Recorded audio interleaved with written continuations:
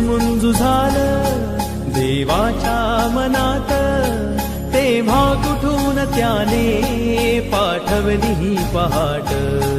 या उंबऱ्यात आले हसणारे मोरपीस, ज्ञानात काय कुणी हो अमृताचा दिस.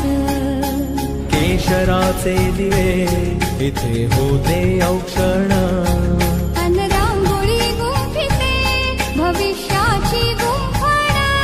रोजची सकाळ